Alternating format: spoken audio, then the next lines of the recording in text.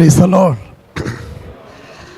നമ്മുടെ കർത്താവിൻ്റെ പരിശുദ്ധമേറിയ നാമം ഇന്ന് ഈ പകലും നമ്മുടെ മധ്യേ മഹത്വം എടുക്കട്ടെ.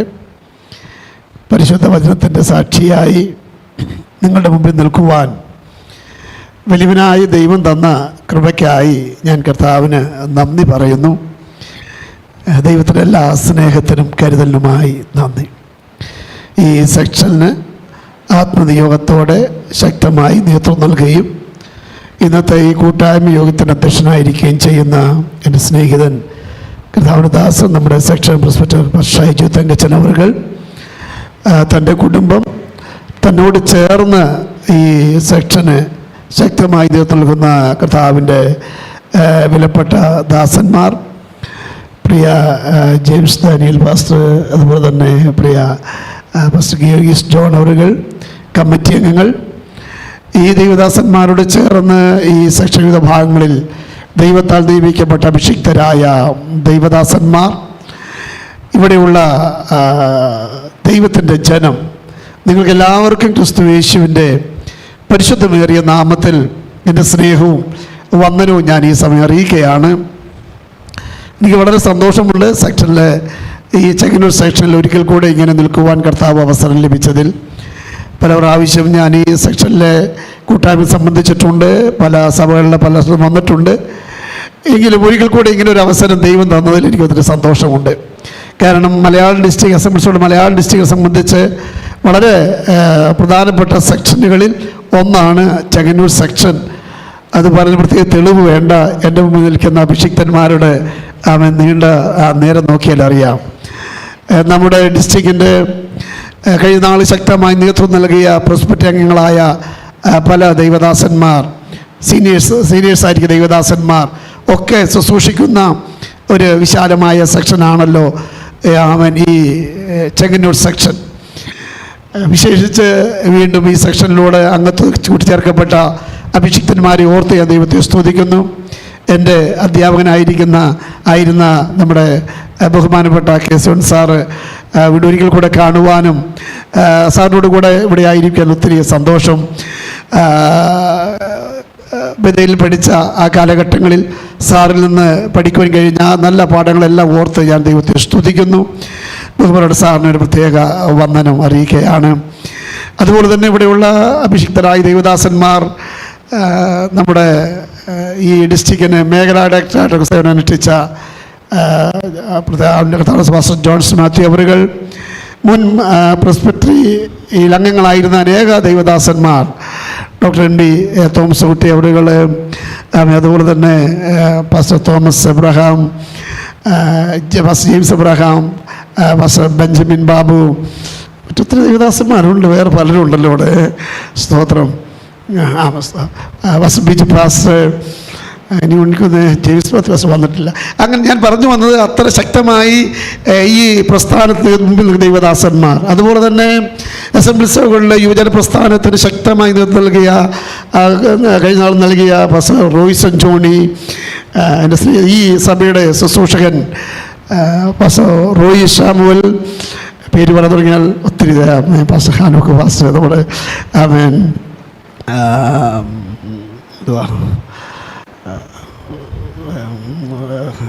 സതീശ പാസ്റ്റർ, ഞങ്ങൾ ഒരുമിച്ച് ദീർഘവർഷങ്ങൾ കാര്യങ്ങൾ മാവേലിക്കര സെക്ഷൻ ഉണ്ടായിരുന്നു. ബിജോൻ പാസ്റ്റർ, ധാരാളം എല്ലാവരുടെയും പേര് പറയാൻ എടുക്കുന്നില്ലല്ലോ. എല്ലാവരെയും ഓർത്ത് ഞാൻ ദൈവത്തെ സ്തുതിക്കുന്നു. നമ്മുടെ സീനിയർ പാസ്റ്റർമാരായ പലരുണ്ട്. പ്രിയ പോൾസനച്ചാൻ, ഞങ്ങളച്ചാൻ വിളിക്കുന്ന കേട്ടോ, സ്വത്രം. ഞങ്ങൾ ഒരുമിച്ച് ബഥേലിൽ പഠിച്ചതാണ്. നിങ്ങൾ ആശ്ചര്യപ്പെടേണ്ട. അദ്ദേഹം ജോലിയൊക്കെ കഴിഞ്ഞു. ഞാൻ എൻ്റെ ബാല്യത്തിൽ ഞങ്ങൾ ഒരുമിച്ച് ബഥേലിൽ പഠിക്കുവാൻ കർത്താവ് കൃപ നൽകി. അദ്ദേഹത്തെ കാണുമ്പോൾ ഓർക്കുമ്പോൾ ഏറ്റവും എൻ്റെ മനസ്സിൽ മായാത്തൊരു ചിത്രമുണ്ട്. ഈ കൃപയിലേക്ക് എൻ്റെ ഭവനത്തിൽ നിന്ന് ഏകനായി ഇറങ്ങി തിരിച്ചു. കണ്ണൂരാണ് എൻ്റെ വീട്. 1985 ജൂൺ മാസം 2-ാം തീയതി ഒരു വെട്ടിയെടുത്ത് വരുമ്പോൾ ഇനി അങ്ങോട്ട് കയറരുതെന്നൊക്കെ പറഞ്ഞാണ് വന്നത്. അവിടെ നിന്ന് നാട് വിടേണ്ടി വന്നത്. അങ്ങനെയുള്ള സാഹചര്യത്തിൽ ബഥേൽ വരാനുള്ള പ്രത്യേക സാഹചര്യമൊക്കെ ഉണ്ടായിരുന്നു. അതിന് പിന്നിൽ മറ്റു പലർക്കും അറിയാത്ത ചില സാഹചര്യം കൊണ്ട് അങ്ങനെ ബഥേലിൽ എത്തിപ്പെട്ടു. എന്നാൽ തുടർന്ന് എങ്ങനെയെന്നുള്ളൊരു ചിന്തയൊന്നും എനിക്കറിയത്തില്ല. പെന്തക്കോസ്തായിട്ട് വലിയ ബന്ധമൊന്നുമില്ല, അഭിഷേകമൊന്നും പ്രാപിച്ചിട്ടൊന്നുമില്ല ആ കാലഘട്ടത്തിൽ. എങ്ങനെ ദൈവം നടത്തും എന്നുള്ള ഒരു ചെറിയ വിശ്വാസമൊക്കെ ഉണ്ട്. സ്തോത്രം. എന്നാൽ വേറൊരാളുടെ വാക്ക് വിശ്വസിച്ചിട്ടൊക്കെയാണ് ഞാൻ അവിടെ വന്നത്. പോട്ടെ, ഞാൻ പറഞ്ഞു വന്നത് ഈ പെന്തക്കോസ്തുകാർ കൈമടക്കുക, അതായത് സ്വോത്ര കാഴ്ച കൊടുക്കുന്ന കാര്യം ആദ്യമായിട്ട് ഞാൻ കണ്ടത് അച്ഛനിലൂടെ. അച്ഛൻ അറിയുമെന്ന് അറിയത്തില്ല. ഞാനൊരു ഫസ്റ്റ് ഇയറിൽ പഠിക്കാൻ നേരത്ത് ഞാൻ ഒത്തിരി ഞെരുക്കത്തിലൂടെ, കാരണം വീട്ടിൽ നിന്ന് വന്നു, വീടുമായിട്ട് ബന്ധമില്ല, എൻ്റെ റൂംമേറ്റ് പോലും എൻ്റെ കാര്യം എനിക്ക് അറിയത്തില്ല, അതിനോട് പങ്കുവെച്ചിട്ടുമില്ല. അങ്ങനെ ഞാൻ ഒത്തിരി പ്രതിസന്ധിയിലായിരിക്കുമ്പോൾ ഇന്ന് എനിക്കറിയാം പെന്തക്കോസ്തുകാർ സഹായിക്കുന്നവരാ, സ്വോത്രകാഴ്ച കൊടുക്കുന്നവരാ, കൈമടക്ക് കൊടുക്കുന്നവരാ, കൈ നീട്ടിക്കാൻ ചിലപ്പോൾ ചിലതൊക്കെ കാണുമെന്നൊക്കെ ഇന്നറിയാം. അന്നറിയത്തില്ല അങ്ങനത്തെ കാര്യങ്ങളൊന്നും. അതൊരു മോർണിംഗ് ഡ്യൂട്ടിക്ക് വേണ്ടി പോയപ്പോൾ ഞാനും അച്ഛൻ ഒരുമിച്ചായിരുന്നു. ആ ഒരു ഓഫീസിന് മുമ്പിൽ വെച്ച് മിറ്റമൊക്കെ അടിച്ചു കഴിഞ്ഞപ്പോൾ അച്ഛൻ ഒരു കൈ നീട്ടി, സാധാരണ കൈ, ഞാൻ കൈ നീട്ടിയപ്പോൾ അതിനകത്ത് ഒരു സ്വോത്രാഴ്ച ഉണ്ടായിരുന്നു. അച്ഛൻ ഓർക്കുന്നുണ്ടോ? എൻ്റെ ആയുസ്സിൽ ആദ്യമായിട്ട് വിശ്വാസം ഇറങ്ങിയപ്പോൾ എനിക്ക് കിട്ടിയ ഒരു നന്മയത്. സ്തോത്രം. അപ്പോൾ അച്ഛനെ മറക്കാൻ പറ്റുമോ? സ്തോത്രം. ആമേൻ. അങ്ങനെ സ്തോത്രം. ഞാൻ പറഞ്ഞു വന്നത്, ബഥേലിൽ ശമ്പളം മേടിച്ചിട്ട് സാറല്ലേ പഠിച്ചല്ലേ? സാറ് ശമ്പളം, ഞാൻ ശമ്പളം മേടിച്ചിട്ടാ. സാറ് പഠിപ്പിച്ചാൽ ഞാൻ പശുക്കൾക്ക് പുല്ല് കുറച്ച് കൊടുത്തിട്ടുവാ.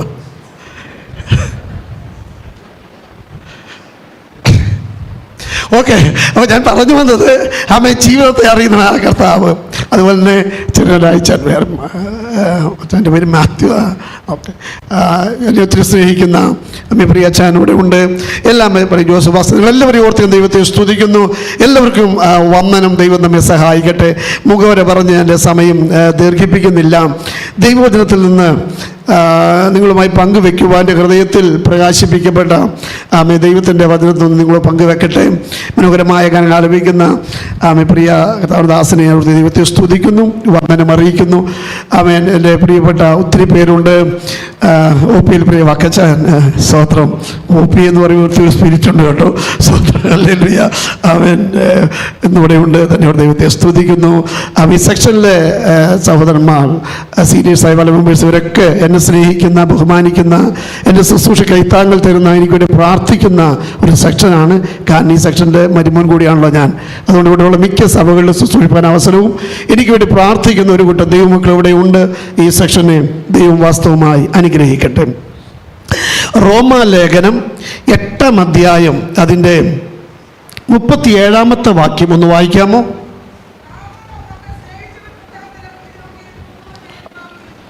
നാമോ നമ്മെ സ്നേഹിച്ചവൻ മുഖാന്തരം ഇതിലൊക്കെയും പൂർണ്ണ ജയം പ്രാപിക്കുന്നു. ഈ പരിശുദ്ധ വചനത്തിലായിട്ട് ഒന്ന് സ്തോത്രം പറയാമോ? സ്തോത്രം, സ്തോത്രം, സ്തോത്രം. റോമാലേഖനം വിശുദ്ധ ബൈബിൾ വളരെ പ്രധാനപ്പെട്ട ലേഖനങ്ങളിൽ ഒരു ലേഖനമാണ്. നമുക്കറിയാം, എൻ്റെ അധ്യാപന മുമ്പിലുണ്ട്. അതുകൊണ്ട് തന്നെ അമ്മ സ്തോത്രം ഒരു പഠനാത്മ രീതിയിലേക്കൊക്കെ ഇറങ്ങുമ്പോൾ ഇച്ചിരി പേടിയോടൊക്കെ നിൽക്കണമല്ലോ. സ്തോത്രം. അത്യുന്നതനായ ദൈവത്തിൻ്റെ തിരുഹൃദയത്തിലെ മനുഷ്യവർഗത്തോടുള്ള നിത്യമായ പദ്ധതിയെ അത് അതേ രൂപത്തിൽ അനാച്ഛാദനം ചെയ്യുന്ന, വെളിപ്പെടുത്തുന്ന ഒരു ലേഖനം. മാനവരക്ഷയുടെ യഥാർത്ഥ വഴി, അതിൻ്റെ ചിത്രം, വിശ്വാസ നീതീകരണം, ഇത് വെളിപ്പെടുത്തുന്ന പുസ്തകമാണ് റോമാലേഖനമെന്ന് വിശുദ്ധ പുസ്തകം പരിചയമുള്ള എല്ലാവർക്കും അറിയാം. ഞാൻ പുസ്തകത്തിൻ്റെ വിശദീകരണത്തിലേക്ക് പോകാതിരിക്കട്ടെ. 8-ാം അധ്യായത്തിന് വളരെ പ്രധാനപ്പെട്ട ഒത്തിരി പ്രത്യേകതകളുണ്ട്. ഞാൻ ഇന്നും ബഥേലിൽ നിന്ന് ഓർക്കുന്നുണ്ട്, ഞങ്ങൾ പഠിച്ചുകൊണ്ടിരിക്കുമ്പോൾ ഒരു സ്പിരിച്വൽ എംഫസൈസ് വീക്കിൽ റോമാലേഖനം 8-ാം അധ്യായം അതിൻ്റെ പ്രധാന വിഷയമായി എടുത്ത് അന്ന് സാറും പറഞ്ഞു, ആ നോട്ടിപ്പ് വേണ്ടിയുണ്ട് സാർ ഓരോ ഈ 8-ാം അധ്യായത്തിന് അന്നുണ്ടായിരുന്ന എല്ലാ ഫാക്കൽറ്റി മെമ്പേഴ്സിനും ഓരോ വിഷയങ്ങൾ കൊടുത്ത് അവർ ഞങ്ങളെ പഠിപ്പിച്ച പാഠങ്ങൾ ഓർക്കുന്നുണ്ട്. 8-ാം അധ്യായത്തിൽ അത്രമാത്രം വളരെ പ്രധാനപ്പെട്ട, പ്രത്യേകിച്ച് പരിശുദ്ധാത്മാവിൻ്റെ പ്രവൃത്തിയെ വളരെ ആഴമായി വെളിപ്പെടുത്തുന്ന അധ്യായമാണ് 8-ാം അധ്യായം. പലപ്പോഴും പെന്തക്കോസ്തര് നമുക്ക് പരിശുദ്ധാത്മാവിൻ്റെ കൃപാവരങ്ങളും കൃപാദാനങ്ങളും അങ്ങനെ ചില കാര്യങ്ങൾ അറിയത്തുള്ളൂ. എന്നാൽ നമ്മോടുകൂടെ വസിക്കുവാൻ ദൈവത്താൽ അയക്കപ്പെട്ട ആ പരിശുദ്ധ ആത്മാവിൻ്റെ യഥാർത്ഥമായ പ്രവൃത്തിയെ വ്യക്തമായി വരച്ച് കാണിക്കുന്ന ഒരു പുസ്തകമാണ്, ഒരു അധ്യായമാണ് 8-ാം അധ്യായം. ധന്യനായ പൗലോസ്ലീഹ ഈ ലേഖനം എഴുതുമ്പോൾ 1 മുതൽ 7 വരെയുള്ള അധ്യായങ്ങൾ നാം പഠിച്ചു കഴിഞ്ഞാൽ പരിശുദ്ധ സ്പിരിറ്റ് ഹോളി സ്പിരിറ്റ് എന്ന വാക്ക് 3 സ്ഥലത്ത് മാത്രമേ ഉപയോഗിച്ചിട്ടുള്ളൂ. എന്നാൽ 8-ാം അധ്യായത്തിൽ മാത്രം 20 പ്രാവശ്യം ആത്മാവെന്ന വാക്ക് ഉപയോഗിച്ചിട്ടുണ്ട്. 7 അധ്യായത്തിൽ 3 പ്രാവശ്യം മാത്രമല്ല, ഈ അധ്യായത്തിൽ 20 പ്രാവശ്യം ആത്മാവെന്ന വാക്ക് താനിങ്ങനെ ആവർത്തിച്ച് പറയുന്നുണ്ട്. അപ്പോൾ എൻ്റെ വിഷയത്തിലേക്ക് ഞാൻ വരട്ടെ. ഞാൻ വിഷയം പറഞ്ഞ ശേഷമാണല്ലോ അതിൻ്റെ വിശദീകരണം ഞാൻ നിങ്ങൾക്ക് തരാം. എൻ്റെ വിഷയം ഇതാണ്. 7-ാം അധ്യായത്തിൻ്റെ 6-ാം വാക്യത്തിൽ ഭക്തന് ഒരു ദർശനം കിട്ടി. അതായത് നാം ആത്മാവിൻ്റെ പുതുക്കത്തിൽ നടക്കേണ്ടവരാണ്. 7:6 അവിടെ ഇങ്ങനെ പറയുന്നു, ഇപ്പോഴോ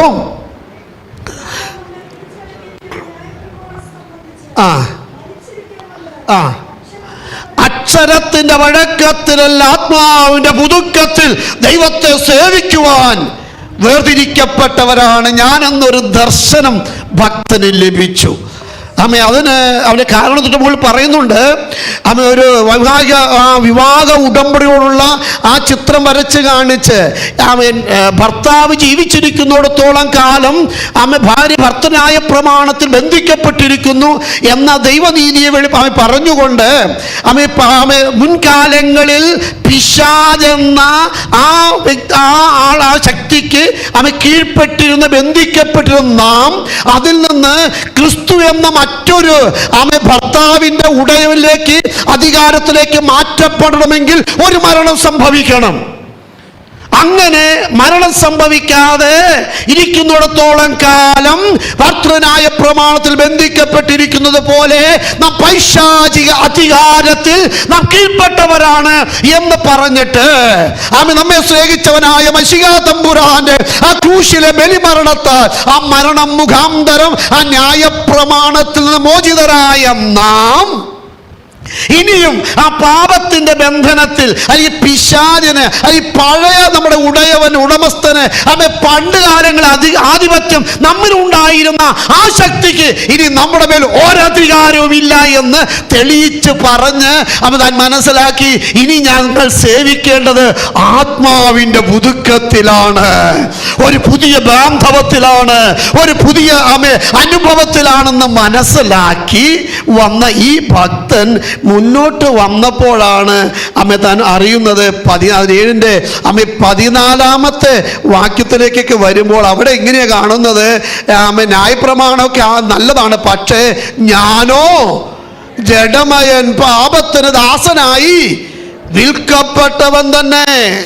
ഞാൻ പ്രവർത്തിക്കുന്നത് ഞാൻ അറിയുന്നില്ല, ഞാൻ ഇച്ഛിക്കാത്തതിനെ ചെയ്തു പോകുന്നു. 18-ാം വാക്യം, എൻ്റെ ജഡത്തിൽ നന്മയില്ല, നന്മ ചെയ്യുവാനുള്ള ആഗ്രഹം എനിക്കുണ്ട്, ഇച്ഛിക്കാത്ത തിന്മ ഞാൻ ചെയ്തു പോകുന്നു. എന്നിട്ടൊരു നിലവിളിയാണ്, അയ്യോ ഞാൻ അരിഷ്ട മനുഷ്യൻ. നോക്ക്, തനിക്ക് വെളിപ്പാട് കിട്ടി ഞാൻ ആര് ജീവിക്കേണ്ടതാ? ആത്മാവിന്റെ പുതുക്കത്തിൽ ജീവിക്കേണ്ട ആളാണ്. എനിക്ക് എൻ്റെ മേലെയും ആ പൈശാചിക ശക്തിക്ക് ആധിപത്യമില്ല, അധികാരമില്ല. ഞാൻ ക്രിസ്തുവിന് കീഴ്പ്പെട്ട് ജീവിക്കേണ്ടതാണ്. ഈ അറിവോടെ ആത്മപുതുക്കത്തോടെ ജീവിക്കാൻ ആരംഭിച്ചപ്പോഴാണ് മനസ്സിലായത് അത് അത്ര ഈസി ഒന്നും. എനിക്ക് നന്മ ചെയ്യണമെന്ന് ആഗ്രഹമൊക്കെ ഉണ്ട്, പക്ഷേ പറ്റുന്നില്ല. എൻ്റെ ജഡത്തിൽ തിന്മ വസിക്കുന്നു. അതായത് ആഗ്രഹം പോലെ ആത്മീയ ജീവിതത്തിൽ, ക്രിസ്തീയ ജീവിതത്തിൽ മുന്നേറുവാൻ കഴിയാതെ ഇച്ഛിക്കാത്ത തിന്മയ്ക്ക് വശംവദനായി പലപ്പോഴും ആത്മീകമായി ഞരക്കത്താൽ പാപത്തിന്റെ കടന്നാക്രമണത്തിൽ പിടിച്ചു നിൽക്കുവാൻ കഴിയാതെ ആത്മീകമായ ആ കുറ്റബോധത്തിൽ ഞരങ്ങുന്ന ഭക്തൻ. വിഷയം നിങ്ങൾ മനസ്സിലാക്കുന്നുണ്ടോ? ഇത് നമ്മുടെ പലരും ചിത്രമല്ലേ? നമ്മൾ ആരും ബന്ധക്കോസ് ഇറങ്ങിയൊരു ഭാവിയായിട്ട് ജീവിക്കാനാണോ? നമ്മൾ ആരെങ്കിലും രക്ഷിക്കപ്പെട്ടപ്പോൾ എന്തെങ്കിലും നമ്മുടെ ചിന്ത എന്തായിരുന്നു? ഒരു കള്ളം പോലും പറയരുത്. വിശുദ്ധിയോടെ, ഭക്തിയോടെ ദൈവത്തിലുള്ള പൂർണ്ണ നിർമ്മലതയോടെ നിൽക്കുവാൻ എനിക്ക് കഴിയുമെന്ന ആശയോടെ ഇറങ്ങി തിരിച്ച നാം ഇന്നൊന്ന് തിരിഞ്ഞു നോക്ക്. ഇച്ഛിക്കാത്ത പലതും സത്യമല്ലേ? ഒരു പച്ചയായ മനുഷ്യരായി നമുക്ക് തീരാം. നമ്മുടെ മുഖംമൂടിയെല്ലാം മാറ്റിവെക്കാം. നമുക്ക് നമ്മിലേക്കൊന്ന് നോക്കാം. പരാജയങ്ങൾ ജീവിതത്തിൽ പലവരും വന്നു. പക്ഷെ നമുക്കറിയാം, നമ്മെ സ്നേഹിച്ചവൻ മുഖാന്തരം ജയിക്കേണ്ടവനാണ്. പക്ഷെ നമുക്ക് ജയിക്കാൻ കഴിഞ്ഞിട്ടില്ല. അപ്പൊ 7-ാം അധ്യായത്തിൽ ഒരു ഭക്തന്റെ ആത്മരോധനമാണെങ്കിൽ 8-ാം അധ്യായത്തിൽ അവസാനത്തിലേക്ക് കുറിവാക്യത്തൊന്ന് വായിച്ച വാക്ക് ഇങ്ങനെ പറയുകയാണ്: ഈ ആത്മരോധനം ഉയർന്ന, അല്ലെങ്കിൽ പാപത്തിൽ നിന്നും വിമോചനം പ്രാപിച്ച് വിശുദ്ധിയോടെ ജീവിക്കുവാൻ ആത്മാർത്ഥമായി ആഗ്രഹിച്ചിട്ടും സാധിക്കാത്ത മനുഷ്യൻ പാപത്തിന്റെ ആ വല്ലാത്ത ആക്രമണത്തിൽ, തന്നിൽ കുടികൊള്ളുന്ന ജഡത്തിന്റെ സ്വാധീനത്തിൽ, ലോകത്തിന്റെ വശീകരണത്തിൽ, പൈശാചിക തന്ത്രങ്ങളിൽ വലഞ്ഞ മനുഷ്യർ 8-ാം അധ്യായം സത്യം കണ്ടെത്തി. എനിക്കതിനെ ജയിക്കാൻ പറ്റും. ഒരു ജയത്തിന്റെ ഘോഷം നമ്മെ സ്നേഹിച്ചവൻ മുഖാന്തരം ജയിക്കാൻ പോവുകയാണ്. ആ ജയത്തെക്കുറിച്ചാണ് ഇന്ന് എനിക്ക് കർത്തദാസൻ പറഞ്ഞ ആ സമയത്തുള്ളിൽ ഞാൻ എൻ്റെ ചിന്തകളാവുന്നത്ര ചുരുക്കി നിങ്ങളുമായി ഞാൻ വേഗത്തിൽ പങ്കുവെക്കാം. ഞാൻ പറഞ്ഞല്ലോ, ഈ ആത്മരോധനം ഉയരുന്ന ഭക്തന് ജയത്തിന്റെ ജയഘോഷം ഉയർത്തുവാൻ സാധിക്കുന്നത് എങ്ങനെ എന്നാണ് 8-ാം അധ്യായം പറയുന്നത്. അതിനാണ് പരിശുദ്ധാത്മാവിനെ ദൈവം നമുക്ക് അയച്ചിരിക്കുന്നത്. ഞാൻ എൻ്റെ പേഴ്സണൽ നോട്ടിൽ പരിശുദ്ധാത്മാവിനെ കുറിച്ച് ഒത്തിരി കാര്യം എഴുതിയിട്ടുണ്ട്. പരിശുദ്ധാത്മാ അതിനുവേണ്ടി നമ്മെ ആ പുതിയ പ്രമാണത്തിലേക്ക്, പഴയ പ്രമാണത്തിന്റെ സ്വാധീനത്തിൽ വിടുവിക്കുന്നു, ജഡത്തെ ജയിക്കുവാൻ കൃപ നൽകുന്നു, അവിടുന്ന് പുതിയ ജീവിതം തരുന്നു, അവിടുന്ന് നമ്മെ നിയന്ത്രിക്കുന്നു, അവിടുന്ന് നമ്മെ ജീവിപ്പിക്കുന്നു, അവിടുന്ന് നമുക്ക് തുണ നിൽക്കുന്നു, അവിടുന്ന് നമുക്ക് പക്ഷവാദം ചെയ്യുന്നു, അവിടുന്ന് നമ്മോട് നീ ദൈവത്തിന്റെ മകനാണ് എന്ന് സംസാരിച്ചു കൊണ്ടിരിക്കുന്നു. ഇങ്ങനെ പരിശുദ്ധാത്മാവ് നമുക്ക് വേണ്ടി ചെയ്യുന്ന 9 കൂട്ടം കാര്യങ്ങൾ ഈ 8-ാം അധ്യായത്തിലുണ്ട്. ഞാൻ അതൊന്നും സ്പർശിക്കുന്നില്ല. ഇങ്ങനെ പരിശുദ്ധാത്മാവിന്റെ പൂർണ്ണ നിയന്ത്രണത്തിൽ ജീവിച്ചു വന്ന ഈ ഭക്തൻ പറയുന്നു, നമ്മെ സ്നേഹിച്ചവൻ മുഖാന്തരം നമുക്കിതിലെല്ലാം ജയം പ്രാപിക്കുവാൻ കഴിയും. ഇന്ന് ഞാൻ ഈ വിഷയം വിശാലമായി പറഞ്ഞെങ്കിലും എൻ്റെ സന്ദേശം ചുരുക്കുന്നത് ഈ വിഷയത്തിലാണ്. നാം ഏതിൽ നിന്നൊക്കെയാണ് ജയം പ്രാപിക്കേണ്ടത്? സ്തോത്ര. ഞാൻ പറഞ്ഞല്ലോ, 8-ാം അധ്യായം വിശാലമായി പഠിച്ചെങ്കിൽ മാത്രമേ ആ ജയിക്കുവാനുള്ള പരിശുദ്ധാത്മാവ് നമുക്ക് വേണ്ടി ചെയ്ത കാര്യങ്ങൾ നമ്മൾ പഠിച്ചിരിക്കണം. അതോടെ നിൽക്കട്ടെ. എന്നാൽ ഇതിൽ നിന്നൊക്കെയും നമുക്ക് പൂർണ്ണ ജയം വേണ്ടേ? വേണോ? ജയം വേണ്ടേ? അത് ഇന്നും വീണു എഴുന്നേറ്റും അയ്യോ ഞാൻ അരിഷ്ട മനുഷ്യൻ, അങ്ങനെ ജീവിക്കാനാണോ? ഏതിൽ നിന്നൊക്കെയാണ് പൂർണ്ണ ജയം പ്രാപിക്കേണ്ടത്? ഞാൻ ഈ പൂർണ്ണ ജയത്തെക്കുറിച്ച് പറയുമ്പോൾ ഞാൻ പലയിടത്തും, ഒരുപക്ഷെ ഇവിടെ ചില സമയം ശുശ്രൂഷിച്ചപ്പോഴേ പറഞ്ഞിട്ടുള്ള ഒരു ഉദാഹരണം ഒന്ന് പറയട്ടെ. ആദ്യമായിട്ട് കേൾക്കുന്നവർക്ക് അത് പെട്ടെന്ന് മനസ്സിലാക്കാൻ സാധിക്കും. ഞാൻ ഈ ജയത്തെക്കുറിച്ച് പറയുമ്പോൾ നമ്മുടെ പെന്തക്കോസ്തുകാരുടെ ഇടയിൽ ഈ ജയത്തിന് സാധാരണ വിടുതൽ അല്ലേ? നമുക്ക് പരിചയമുള്ള വാക്കല്ലേ വിടുതൽ. സ്തോത്രം. നമ്മുടെ പ്രവാചകന്മാരുടെയൊക്കെ പ്രധാനപ്പെട്ട ഒരു ഭാഷയാണല്ലോ സ്തോത്രം, വിടുതൽ. ഞാൻ ഇതുമായിട്ട് ബന്ധപ്പെട്ട സന്ദേശം കൈമാറുമ്പോൾ ചോദിക്കാറുണ്ട്, നിങ്ങൾക്ക് വിടുതൽ വേണോ വിജയം വേണോ? വിടുതൽ വേണോ വിജയം വേണോ? അപ്പൊ സ്വാഭാവികമായിട്ട് വിടുതലും വിജയവും നമ്മൾ വ്യത്യാസം മനസ്സിലാക്കണം. വിടുതലും വിജയവും തമ്മിലുള്ള വ്യത്യാസം മനസ്സിലാക്കണം. നമുക്ക് പലപ്പോഴും വിടുതൽ മതി, എങ്ങനെയെങ്കിലും ഒന്ന് സ്വത്രം. അത് മനസ്സിലാക്കണമെങ്കിൽ നമ്മൾ ഇങ്ങനെ നടന്നു പോകുമ്പോൾ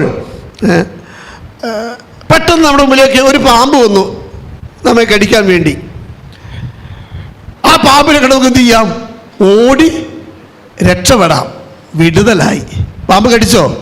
പ്രശ്നമില്ല, വന്നോ? വിടുതലായി. അതാണ് വിടുതൽ. ആ വിഷയത്തിൽ നിന്ന് രക്ഷയായി. വിജയമോ? ആ എതിരായി വന്ന പാമ്പിനെ ഒരു വടിയെടുത്ത് അടിച്ചു കൊന്നു കഴിഞ്ഞാൽ എന്തായി? വിജയമായി. പറ, വിടുതൽ വേണോ വിജയം വേണോ? വിടുതൽ വേണോ വിജയം വേണമോ? താൽക്കാലികമായി വിടുതലിന് വേണ്ടി പല വ്യക്തികളുടെയും പല സ്ഥലങ്ങളിലും അവിടെ വിടുതൽ ഇവിടെ വിടുതൽ, അത് രക്ഷ ഇവിടെ രക്ഷ എന്ന് പറഞ്ഞ് അലഞ്ഞു ഓടി വലയാതെ പൂർണ്ണ ജയം തരുന്ന മശിഹായുടെ സാന്നിധ്യത്തിൽ വന്ന് ആത്മശക്തിയോടെ പൂർണ്ണ ജയകരമായ ജീവിതത്തിന് വേണ്ടി ഒരുങ്ങുവാൻ നമുക്ക് മനസ്സുണ്ടാകണം. താൽക്കാലികമായ ഒരു വിടുതൽ, എന്റെ ജനത്തിൽ സമാധാനം സമാധാനം എന്ന് പറഞ്ഞ് ലഘുവായി ചികിത്സിക്കുന്ന പൊട്ടവൈദ്യന്മാരുടെ അതിനെ ആധിക്യം വർദ്ധിക്കുന്ന കാലഘട്ടത്തിൽ ഈ നാളുകളിൽ നമുക്ക് വേണ്ടത് താൽക്കാലികമായ ഒരു വിടുതൽ അല്ല, ഏതെങ്കിലും ഒരു വിഷയത്തിൽ നിന്നുള്ളൊരു വിടുതൽ അല്ല. നമുക്ക് വേണ്ടത് പൂർണ്ണമായൊരു വിജയമാണ്. സ്തോത്രം. എനിക്കറിയാം ഞാൻ ഈ ഉപവാസ പ്രാർത്ഥന പോകുമ്പോൾ സ്തോത്രം ഉണർവ് പ്രസംഗത്തിൻ്റെ രീതിയിലും പ്രസംഗിക്കാൻ കുറച്ചൊക്കെ എനിക്കും അറിയാം. സ്തോത്രം. അപ്പോൾ ഈ ഉണർവ് ഉണ്ടാക്കാൻ വേണ്ടി ഏറ്റവും നല്ലത് സ്തോത്രം ബന്ധനവും പിശാചും പറയുകയാണ്. പെന്തക്കോസ്തുകാരുടെ ഇടയിൽ സ്തോത്രം 1-2 അന്യഭാഷ പറയിപ്പിക്കാർക്ക് ഏറ്റവും നല്ലത്. കാരണം ഇവർക്ക് ഏറ്റവും കൂടുതൽ പേടി ഏതിനെയാണ്? പിശാചിനെയാണ്, പ്രശ്നങ്ങളെയാണ്.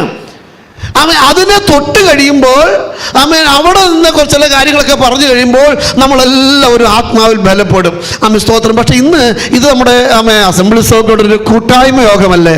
അങ്ങനെ ഒരു വൈകാരിക തള്ളലിലേക്ക് പോകാതെ നമുക്കിന്ന് ആഴമായ ദൈവവചനത്തിൻ്റെ സത്യം നമ്മൾ പലപ്പോഴും ചില പ്രശ്നങ്ങൾ നമുക്ക് എല്ലാം കർത്താവ് ദൈവദാസനെ പിശാച് അവിടെ പോരി, ഇവിടെ ബന്ധനം, അവിടെ ആഭിചാരം, ഇവിടെ കൂടോത്രം, നമുക്ക് എവിടെ ചെന്നാലും പോരും പടയും പ്രശ്നവും പ്രതിസന്ധിയും ഉള്ളൂ.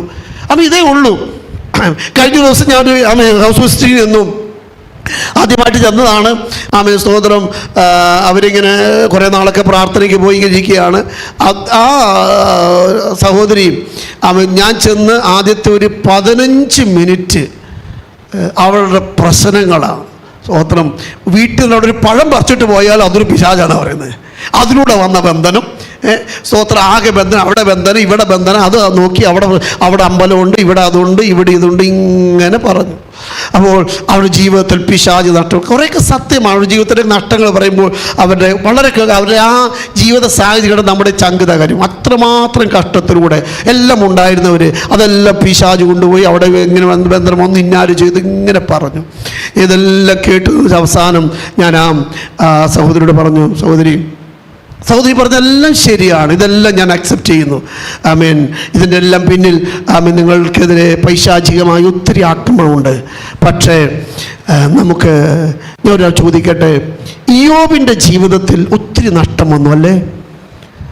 എല്ലാം ഉണ്ടായിരുന്ന ഇയ്യോബിൻ്റെ ജീവിതത്തിലേക്ക് ഒരിക്കൽ ശെബായര് കടന്നു വന്നു, ഒരിക്കൽ അമാലേക്യര് കടന്നു വന്നു, ഒരിക്കൽ കിഴക്കൻ ദേശക്കാർ കടന്നു വന്നു. മറ്റൊരു സമയത്ത് ശക്തമായ കാറ്റടിച്ചു. തൻ്റെ ആട്, മാട്, കാള, കഴുത, ഒട്ടകം, തൻ്റെ ദാസന്മാർ എല്ലാം കൊണ്ടുപോയി. പിശാച് ശെബായരെ വിടുന്നു, കിഴക്കൻ ദേശക്കാരെ വിടുന്നു, അമാലേക്യരെ വിടുന്നു. വീണ്ടും പറയുന്നു പിശാച് കൊണ്ട് കാറ്റടിപ്പിച്ചു, അവന് വീട്ടിൽ വീണു, മക്കളും എല്ലാം മരിച്ചുപോയി. ആരാണ് ശെബായരെ വിട്ടത്? പിശാച് ദൈവത്തോട് വെച്ച് പിശാചല്ലേ വിട്ടത്?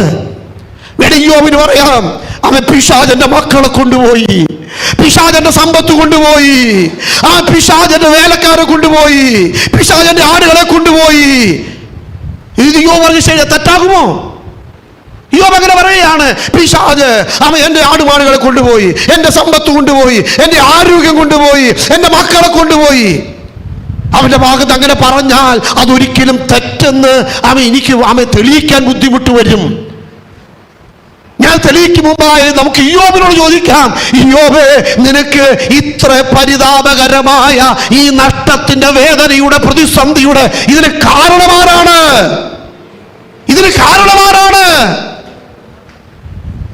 ഇയ്യോബ് പറയും പിശാച് കൊണ്ടുവന്നു. ഇയ്യോബ് ഒരിക്കലും പറയില്ല പിശാമേ. ഇയ്യോബിന് ഒറ്റ മറുപടിയുള്ളൂ, യഹോവ തന്നു, യഹോവ എടുത്തു. എൻ്റെ യുക്തി മനസ്സിലതങ്ങ് യോജിച്ചു വരുന്നില്ല. കൊണ്ടുപോയത് യോബ്, നീ കള്ളമല്ലേ പറയുന്നത്? എന്തിനാ എൻ്റെ ദൈവത്തെ കുറ്റം ആരോപിക്കുന്നത്? പിശാചല്ലേ കൊണ്ടുപോയത്?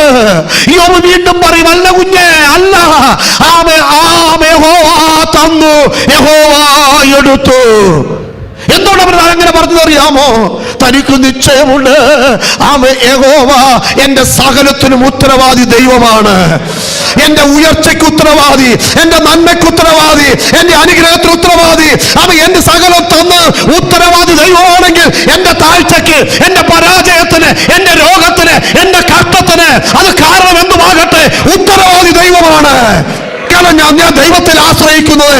എനിക്ക് ഇടപാട്, എനിക്ക് ബന്ധം, എനിക്ക് ബന്ധപ്പെടുന്നത് ഒരേ ഒരാൾ മാത്രം. അത് സാത്താനല്ല, അത് ലോകമായിട്ടല്ല, എനിക്കെന്റെ ദൈവമായിട്ടാണ്.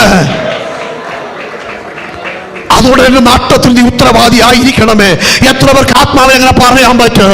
എന്റെ കഷ്ടങ്ങൾക്ക്, എന്റെ വേദനകൾക്ക്, എന്റെ രോഗത്തിന് ദൈവം നീ ഉത്തരവാദി എന്ന് പറയാൻ പറ്റുമോ? പറയാൻ പറ്റുമോ? എന്റെ രോഗത്തിന് നീയാണ് ഉത്തരവാദി. അങ്ങനെ പറയണമെങ്കിൽ ആ രോഗത്തിന്റെ കാരണത്തെ കണ്ടുപിടിച്ചിരിക്കണം. അപ്പോൾ പറഞ്ഞു വന്നത്, നമുക്ക് പിശാചുമായിട്ട് ബന്ധമില്ല. ഞാൻ ജയിക്കേണ്ടത് ഏതിൽ നിന്നാണ്? ഓൾറെഡി പിശാചിനെ കാൽവരിയിൽ എന്നെ യേശു പരാജയപ്പെടുത്തി. ഇനി ഞാനെന്തോ ജയിക്കാനാ? അവനെ തലയും ചതച്ചു. ഇനി ഞാൻ ഏറ്റെടുത്താൽ മതിയല്ലേ? ആ രീതിയിൽ പറഞ്ഞാൽ പോകട്ടെ. നമ്മെ സ്നേഹിച്ചവൻ മുഖാന്തരം ഇതിൽ നിന്നൊക്കെയും പൂർണ്ണ വിടുതൽ. ഏതിൽ നിന്ന് വിടുതൽ? ഏതിൽ നിന്ന് വിജയം? തിരിച്ചറിയണം. സ്വാഭാവികം ചോദിച്ചു പറയും, സാത്താനിൽ വിടുന്ന വിജയം നിങ്ങൾ പറയാതിരിക്കാനാണ് ആദ്യം ഞാൻ ഇങ്ങനെ പറഞ്ഞത്. നമ്മുടെ ശത്രു സാത്താൻ തന്നെയാണ്. പക്ഷെ അവനെ ദൈവം തമ്പുരാൻ ഓൾറെഡി പരാജയപ്പെടുത്തി, അവന്റെ തല തകർത്തു. ഇനി നമ്മൾ അക്സെപ്റ്റ് ചെയ്താൽ മതി, ഡിക്ലെയർ ചെയ്താൽ മതി. നമുക്ക് വേണ്ടി നമ്മുടെ സൈന്യം ഇന്ത്യ പാകിസ്ഥാനെ പരാജയപ്പെടുത്തിയെങ്കിൽ ആ വിജയം നമ്മുടെ കൂടി അല്ലേ? നമ്മൾ ഡിക്ലെയർ ചെയ്താൽ മതി, പറഞ്ഞാൽ മതി. ഇനി ഞാൻ പോയി പാകിസ്ഥാൻ ഒരാളെ പോയി ഒന്നും വെടിവെച്ചു കൊള്ളേണ്ട ആവശ്യമൊന്നും ഇല്ലെന്ന്. ഏതിൽ നിന്ന് വിജയം? ആ ചിന്തയാണ് ഈ ദൈവജനമായി നിന്നപ്പോഴും ഹൃദയത്തിൽ വന്ന ചില ചിന്തകൾ ഞാൻ വേഗത്തിൽ പങ്കുവെക്കാം. ഏതിൽ നിന്നാണ് വിജയം? 31 വാക്യം വായിച്ചാട്ടെ.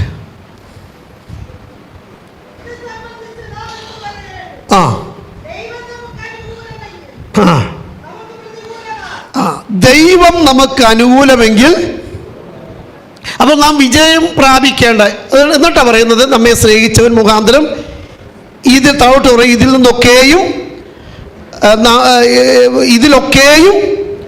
ഇതിലൊക്കെയും പൂർണ്ണ ജയം. അപ്പോൾ ഒന്നാമത് ജയം പ്രാപിക്കുവാൻ ചെയ്യേണ്ടത് എന്താണ്? പ്രതികൂലങ്ങളിൽ നിന്ന്. 31 എന്താ പ്രതികൂലം? അതിൽ നാം ജയം പ്രാപിക്കണം. അപ്പൊ ദൈവവൈദ്യന്റെ പ്രതികൂലം എന്താണെന്നാണ് ആദ്യം മനസ്സിലാക്കേണ്ടത്. നാം ജയം പ്രാപിക്കേണ്ട 3 കാര്യമാണ് ഞാനിവിടെ നോട്ട് ചെയ്തിരിക്കുന്നത്.